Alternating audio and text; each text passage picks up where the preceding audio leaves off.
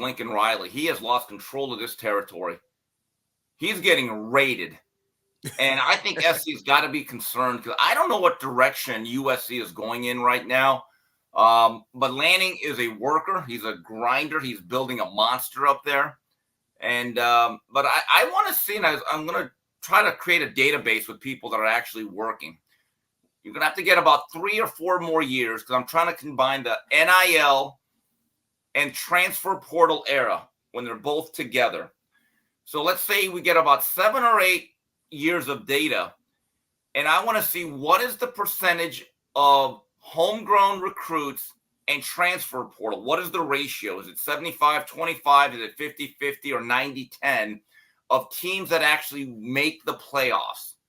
Like, what's that sweet spot? Do you need 3/4 of your players to be homegrown that are developed by you with 25% of the other guys coming in from other programs? Because I don't know how you build a roster nowadays, guys, because that guy that you take a chance on, that's maybe a 3-star, right? Mm-hmm. That understands I got to be redshirted. There's going to be higher, better players than me.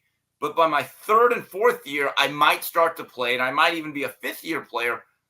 Smitty, I don't know if that exists anymore in college football.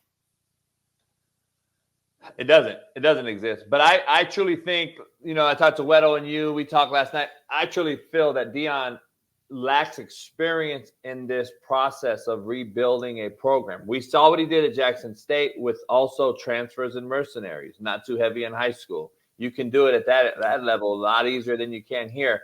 He did it, started off with like barn burner. Everybody thought he was the god, 3-0 versus ultimately 3 non-bowl teams.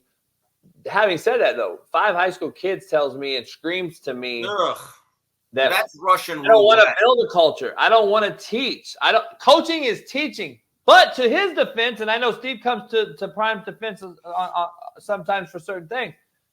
To his defense, is this the way of the game now? The lay of the land now? Do you have to take this approach if you're a team that has to win now and can't catch up to Miami? You're behind Miami in recruiting and Oregon and all these schools because obviously the culture and the program resources have been so bad. You're trying to catch up with mercenaries overnight. I don't know. He's going to have to reach a middle ground. Remember, at Jackson State, he had such an advantage because of his profile. Right. Yeah. He got a little bit of a spark at Colorado, but then reality sets in. But here's the issue, and I think it's being used against Dion. Number one, people are negatively recruiting against Colorado with this 1 point. Dion's not going to be there after his son. Yep.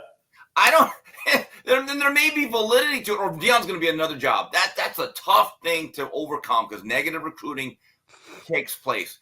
However, Dion goes for the flash, he goes for the sizzle, and sometimes not the steak. And Jordan Seaton, I was like, wow, that kid's going to go to Colorado, which has no offensive line tradition for the most part since Nate Solder, right? Andre Garrard is not walking through that door.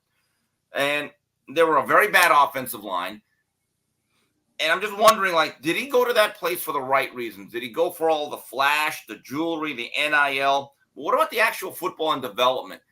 I think more than ever now that you have to understand there's 2 things here. Number one, as a player, get your money because the money's out there. You'd be a fool to turn it down. That's just my belief. Everyone's on a level playing field in that regard. But you still have to go to the school and the program that you actually fit best at and want to go to. Actually have a college experience, okay? That may go beyond football if you want to think about it that way. Yeah. The other thing is, and I talked to Alonzo Highsmith. I asked him this, who works at the University of Miami now, his alma mater.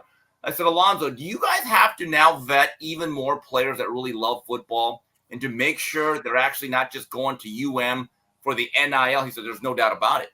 You now have to really get into these kids' heads and think, would this guy play for football if there was no NIL? I mean, you really have to vet. So now it becomes like a partnership of, am I going to the school that I want to?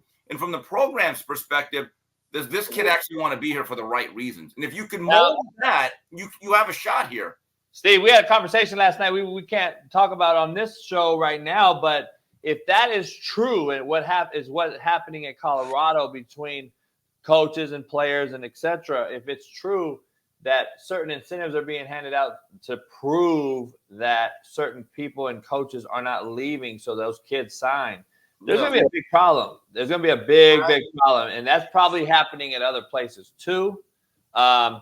But if that starts the new cycle, it's going to be very well, I mean, look, it's a different time. I'm not saying the old way was right. I remember this is years ago. There was a player by the name of Darren Crine. He was a Colorado Player of the Year. It was 89. So he's now strength coach for the Seattle Seahawks. And so he ended up having a good career at Miami, but I'll never forget reading about it. So he signed with Jimmy Johnson. Miami had this monster class. They had guys like Jesse Armstead, guys like that. And 2 weeks later, Jimmy leaves for Dallas. And Darren Crine, he tried to sue Miami to get out of his national letter of intent. And they just said, no, you signed your letter of intent. And it was kind of contentious for a while.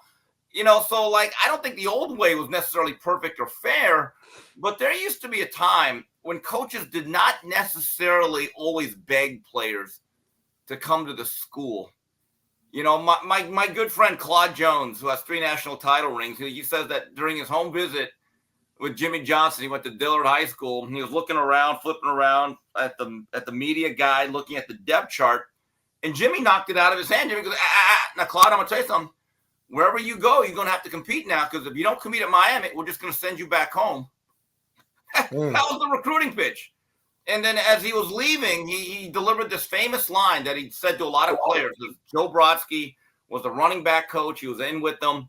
Florida State was the next home visit. The guy's waiting at the door, and Jimmy just goes to Claude. Claude, I know who's waiting out there, but I just want you to know you got 2 choices. And Claude goes, what's that? You could win with us for the next 4 years or lose to us. Now we got to get going. Make up your decide. And he just left. That's the way it was. I mean, none of this getting on your knees and saying we're going to finance an NIL and you're going to get a car and you're going to get a condo and then your dog's going to get walked. I get the fuck out of here. I just, it's a little bit ridiculous. They need to change the NIL. They make it multi-year deals, make it so that a player at least has to be at a school for more than 1 year. But once again, the NIL has already been bastardized. It has become pay for play when it should have been, if you are a famous, iconic player, you get to cash in on your brand.